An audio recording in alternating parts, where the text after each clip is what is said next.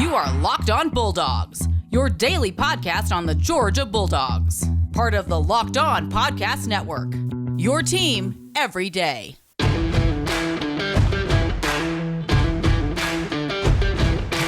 Hello and welcome to the Locked On Bulldogs podcast. I am Daniel.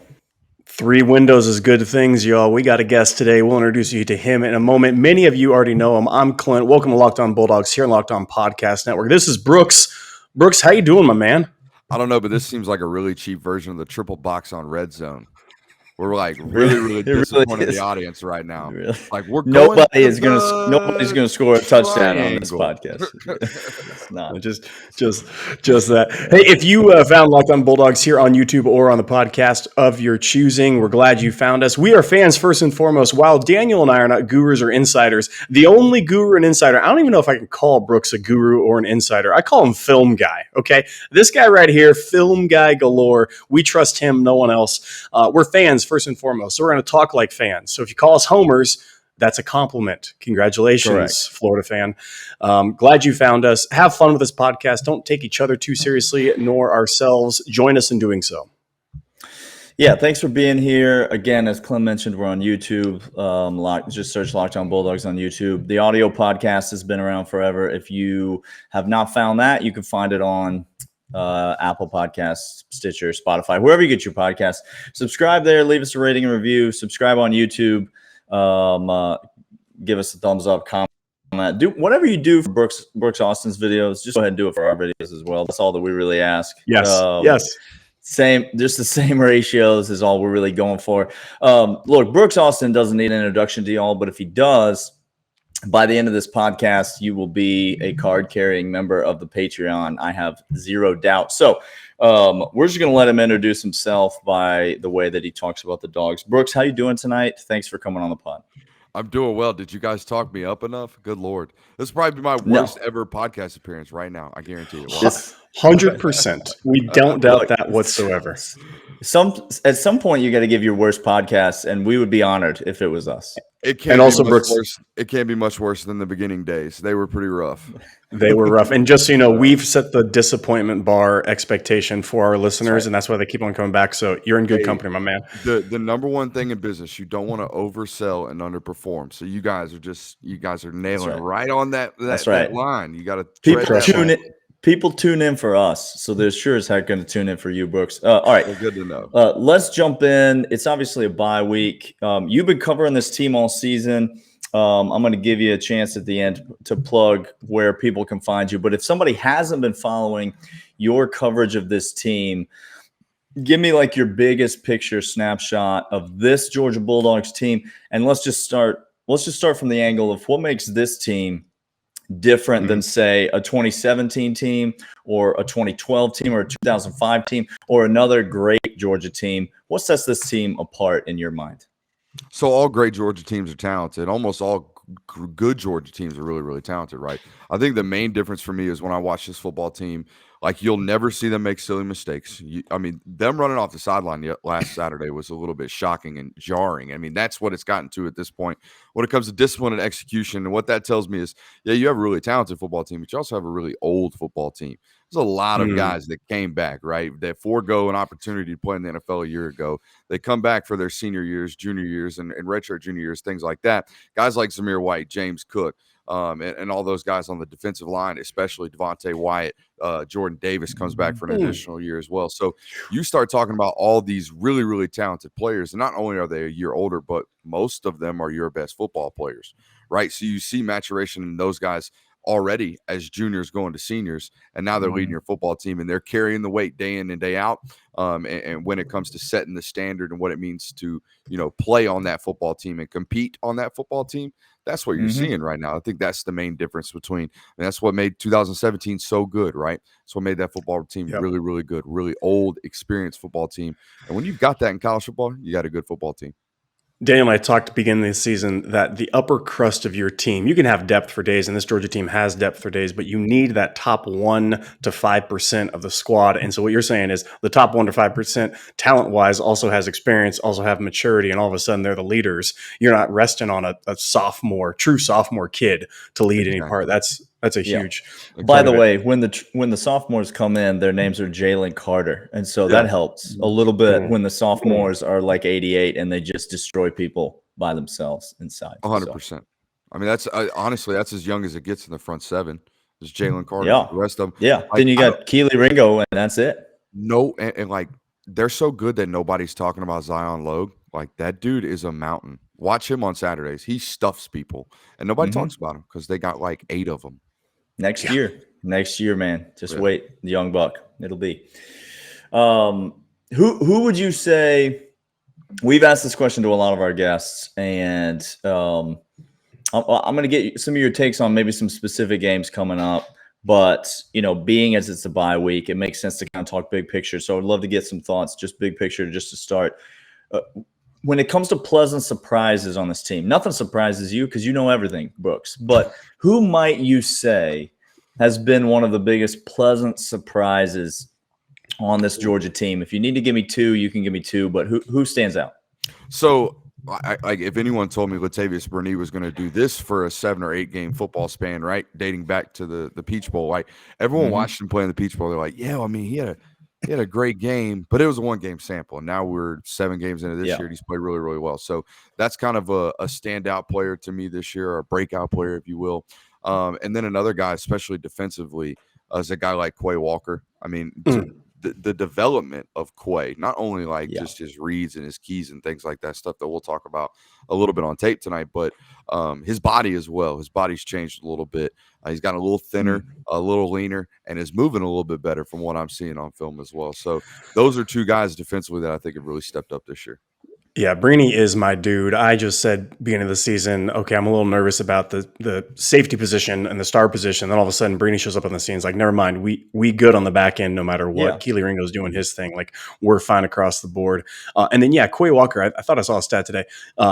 In every single game this year, there's been a different Georgia player that's led the team in tackles. And I thought to myself, holy geez, talk about development, talking about guys playing every which way across this team. It's absolutely ludicrous. So those are 2 names that are high on our mouths all the time.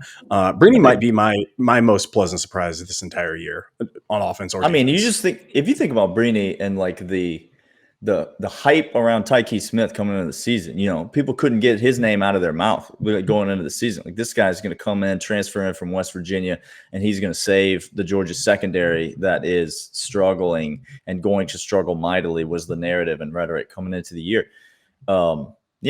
Obviously don't have to tell you injuries suck, but Tyke Smith, we would love him for depth, but Latavius Burney's not giving up that spot, whether Tyke Smith's healthy or not, and that's been a pleasant surprise. The terminology that I was told was he'd have to play like a first-round draft pick in practice for him to even uproot Burney at this point in the season. Like, we're talking about a guy like, even when he was coming back against Auburn, we're talking about a guy 5 games in that had been playing really, really well this year on the number 1 defense in the country. So, and he wasn't exactly like losing his job in camp either. Like, those guys were neck and neck. But you say it's nice to have Burney, and he wasn't going to give up the spot anyways. I know that Kirby Smart loves to run dime defense. That's like, if he could, he'd play 6 DBs. So right now he can't. Like, he can't play 6 DBs because he don't have 6 really, really good ones. And particularly when he plays dime, he basically plays 2 stars on the field. It's why for years you saw Tyreek Stevenson and Mark Webb on the football field together. That's what he wants to do. 3rd and 10, he wants to play dime package and rush 5, drop 6. That's what he wants to play. He hadn't really been able to do that this year. They just cover really well this year. Yeah, it just turns out that Nakobe Dean is kind of like the end-all be-all of backer, star, whatever you want. Yeah, some people matter more than others. And that, I mean, back to talking about number 7, Quay Walker, like that inside linebacker group, I think you could, if you were to summarize the entire Georgia team in one position, it's like, because 2 of those guys, Channing Tindall, Quay Walker, had not done much in terms of production. They've shown flashes. They've been here. They've been on the field. They've done some good things, but had not been dependable guys over the long haul. And now both those guys, and you were just hoping, would one of them step up this year? Right. And lo and behold, you got both of them stepping up. And now you got 3 great inside backers. I think for me, the biggest thing was like last year, Quay had an opportunity to play a lot with Monty Rice's foot injury, with Quay Walker Yeah. being the third linebacker. That's what Georgia does, by the way. They rotate 3 linebackers. So one of them stays on the field a lot of the time. It was Monty Rice. Now it's Nakobe Dean. But they pretty much rotate throughout the game. They play 3, not 4.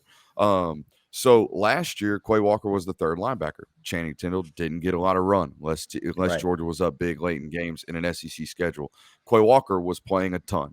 So he's developed by the spring comes. He spends the offseason working on his body. Well, also during the offseason, during the entire spring, Nakobe Dean's out with a shoulder injury, right? He had shoulder surgery. Mm-hmm. So now you get Channing Tindall's development portion of his college career now with the ones against Good on Good. So he spends 6 weeks of spring ball really conditioning in his body and understanding what reads and keys look like.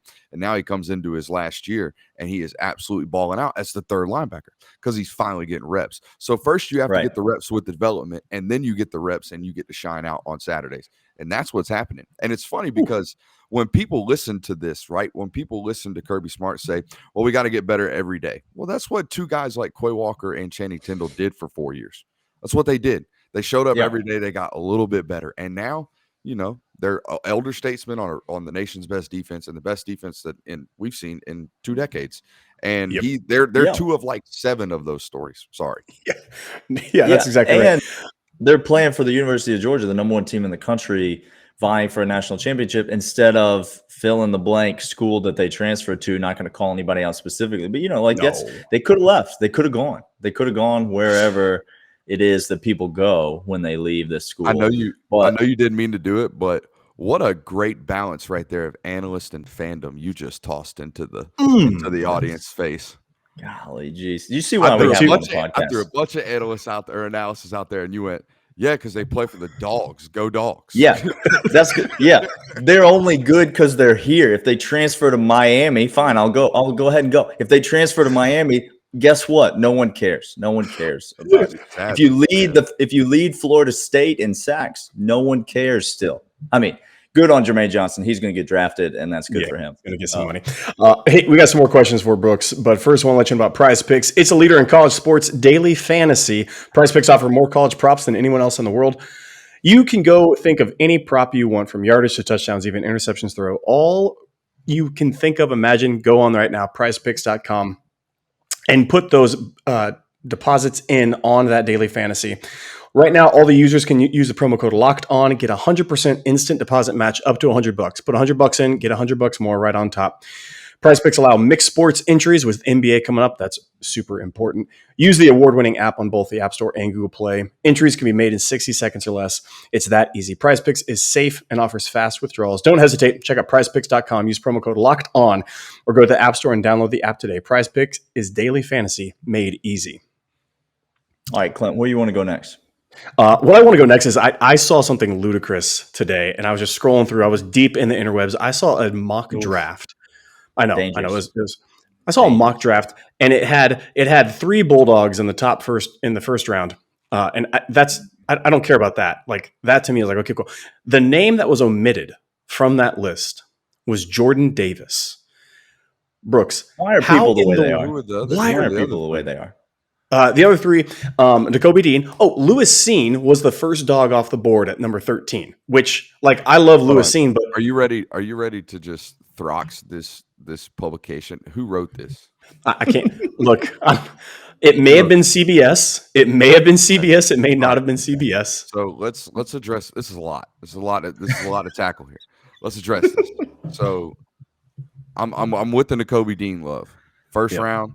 Maybe he got to run like 4.48, and maybe he will. He looks really explosive right now on tape, but that's high for a linebacker that's 5'11". Okay, all these other linebackers that are drafted in the first round, like Patrick Queen, right? Everyone's going to throw Patrick Queen in. That Joker's like 6'3". Okay, so it is a little bit different. This is an instinctual athlete that's got a high-end ceiling as a football player, not really a testing like guru or a magician, whatever.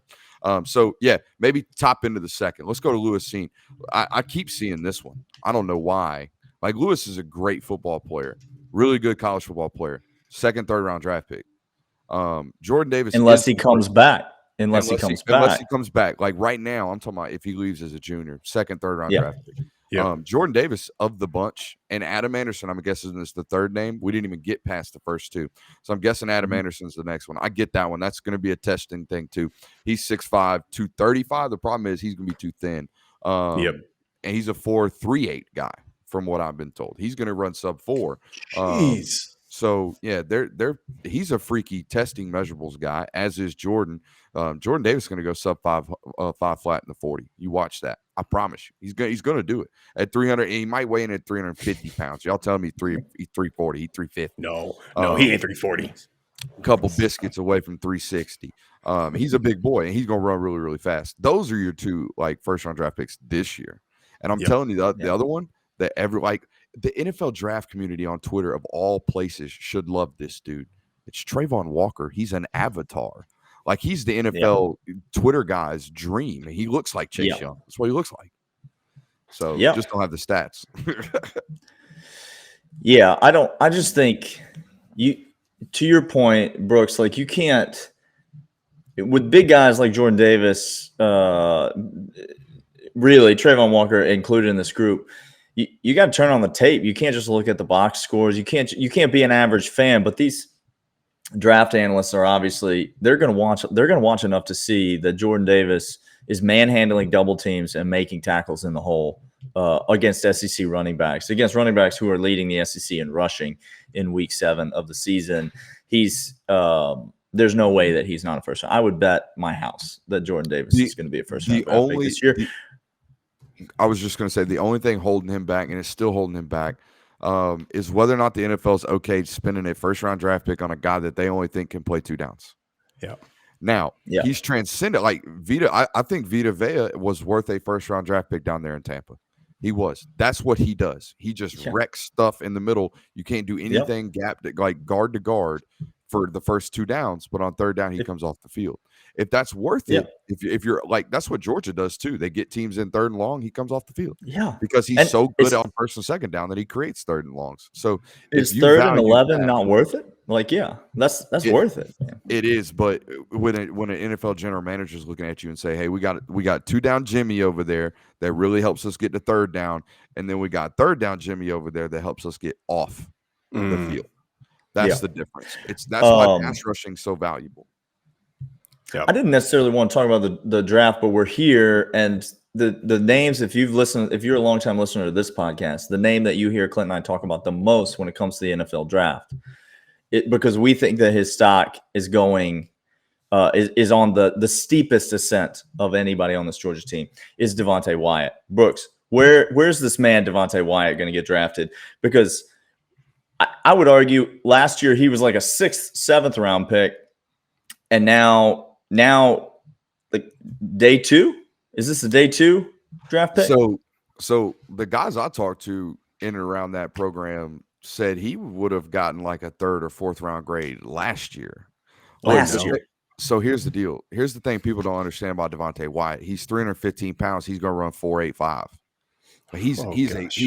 He's a testing freak. So yeah, last year with the stuff he put on tape, combined with the testing measurables that they're expecting from him, he was going to get a 3rd or 4th round evaluation. Yeah, this year, so this is a 2nd round pick. That in. Well, I mean, it doesn't necessarily ascend like that always, because when it comes to like evaluating an athlete, you know, he was just as big of an athlete and a freak athlete last year. I didn't necessarily need additional tape. I knew he was good on tape too. The public just doesn't know what this dude does testing wise. Like the looks on y'all's faces. That's what happens to a lot of scouts as well. You hear, what? He's how big and runs what?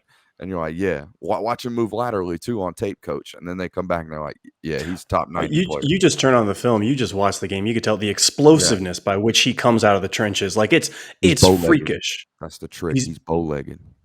Look at you. He plays with lower hips than everybody else. He's bow-legged.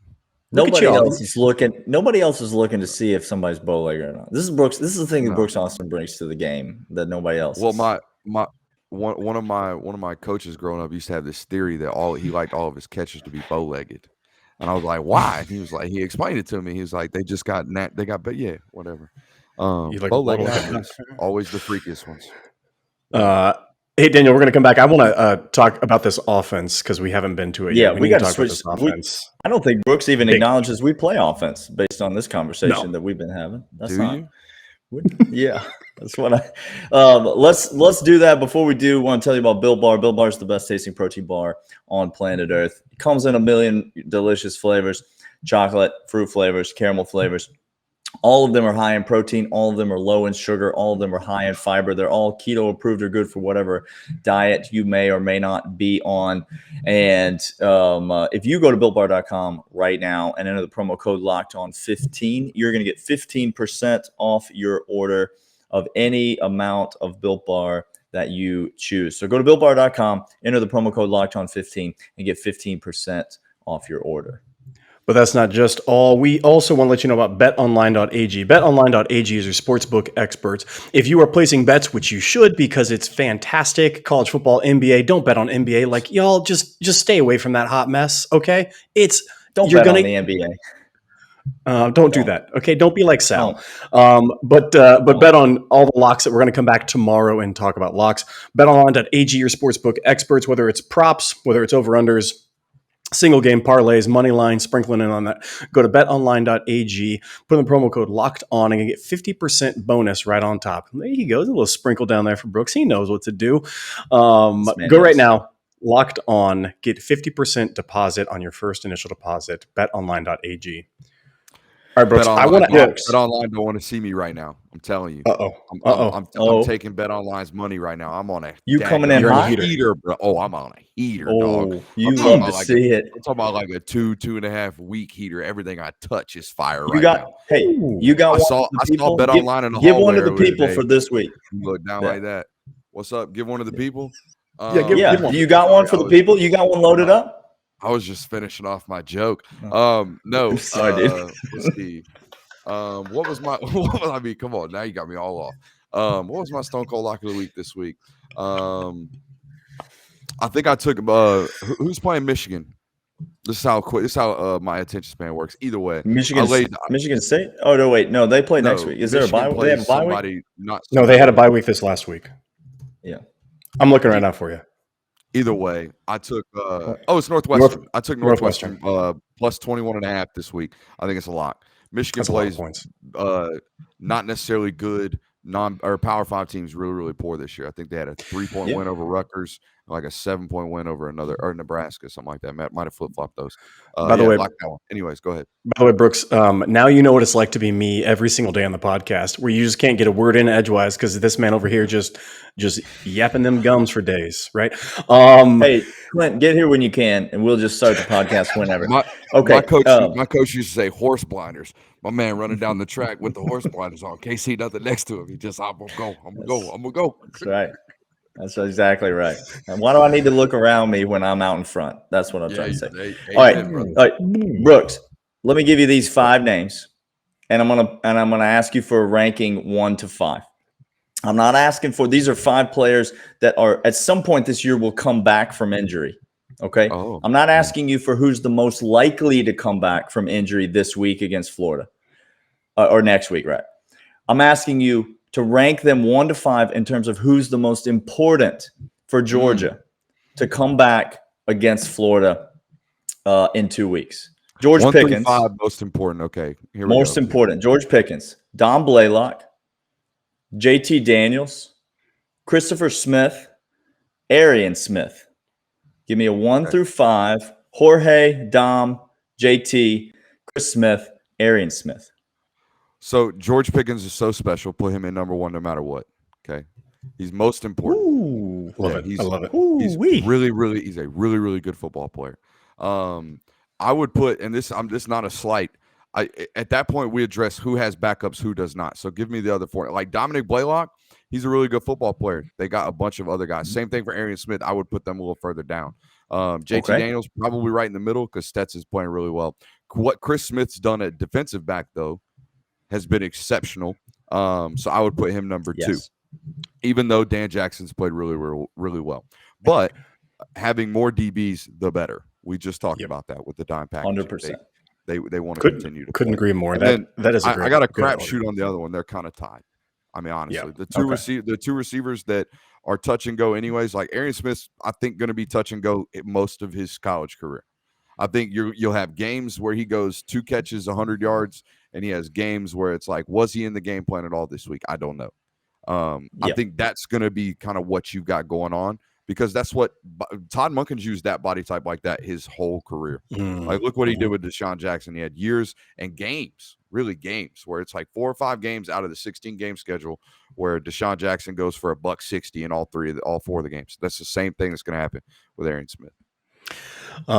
What in a sense, for people who don't understand just how special Todd Monken is, because we can't stop talking about that, he is one of the main differences on this team this year. What makes Todd Monken special for Georgia? I got it.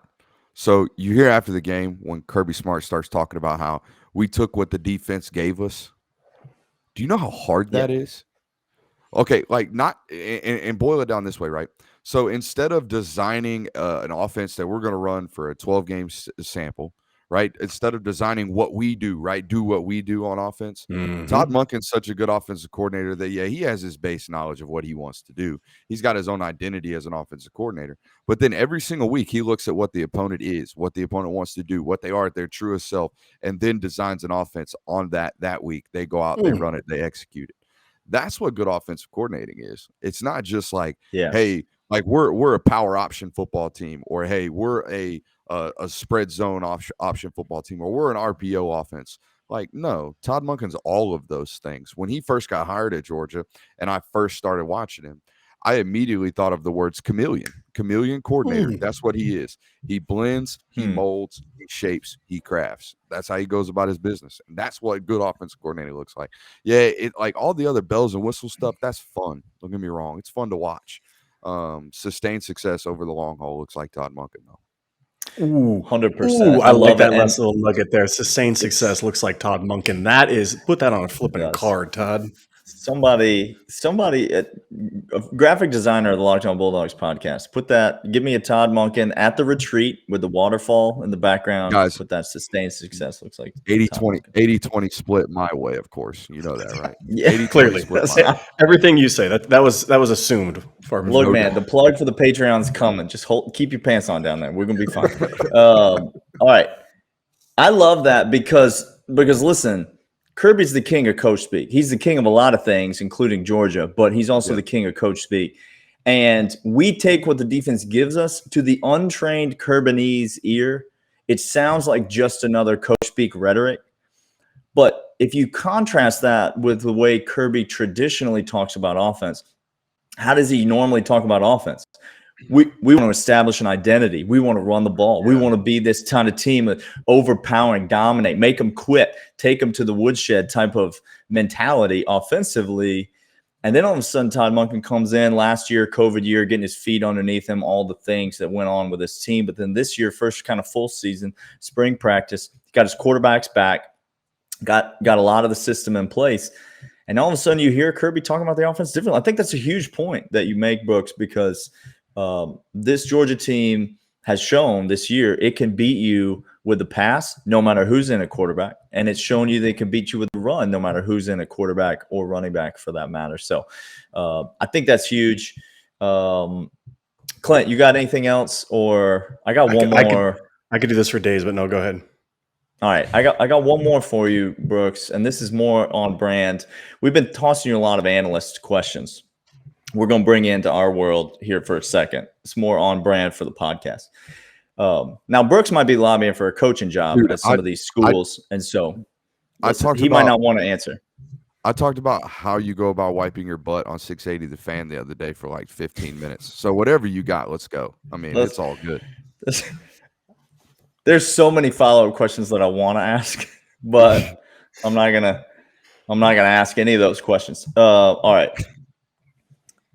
A big topic of conversation on this podcast, year in and year out, and there's a revolving door, and people are making a case all the time. But one fan base has to be the worst fan base in all of college football, Brooks. They have to. It's just the way math works. Okay, there's a top and there's a bottom. We don't need to talk about the top on this podcast because I think we're all pretty clear. But let's talk about the worst fan base in all of college football. And if it's not an SEC team, you're really going to have to come out defending yourself. And so I want to know the worst fan base in the SEC. But I think it's going to be one and the same. So who are you going with and why? So, I mean, I judge based off like my own personal interactions, right? I'm not out like at tailgates talking trash to different fans because A, I'm not one, B, I don't really care that much. But it's inevitable for what I do that opposing fan bases are going to find my work and they're going to react to it one of two ways. And honestly, they react to it kind of in the same way Georgia fans do too. They either think I'm that D word, right? They think I'm a douche. They think I'm a jerk. They think I'm arrogant, whatever. Or B, they think I'm right. So I guess I judge it based off how many of the fan base think I'm wrong. And that's probably Florida. Florida thinks I'm the worst. They think I exclusively shop at Walmart, which I do. They think I exclusively get my hair cut at Great Clips, which I don't. And they think I'm a little fat, which I am. So maybe they're not all wrong. 2 out of 3. Hey, 2 out of 3 ain't bad. But where they lose me is making fun of my haircut. Look, hey. No, that's on point. That's what I'm saying, dog. Like, this thing is – I ain't changed. Like, I know you guys gas me up. That's what y'all do. Maybe that's why you only ask me on here once a year. They're like, oh, my God. Come on now. Once a year. Hey. Once a year. Hey, wait, that needs to change. Brooks, we're going to change that because – what y'all doing next week? You want to jump back on? Jump back on the call. Now that you say something, I think I'm booked. Hold on. I got my handy dandy planner. I just got this in the mail today. Holy Lord, he's got the 2021-2022 planner he pulling out there. He ain't playing. 96 called. He ain't playing. You know, he's coming out here. Don't. All right. No, I got hit in the Florida head so many fans. times, I got to write everything down. Florida fans are the worst. And so let's end by just like real quick. That game's coming up. Florida fans. Yeah. Florida's got an average running back at quarterback, and he's backed up by a decent running back. So I think they've given those circumstances. Oh, is Richardson now the starter? I don't know. Okay. You would only assume they have an average running back and a decent running back as their the quarterback whisperer has those two options to go with.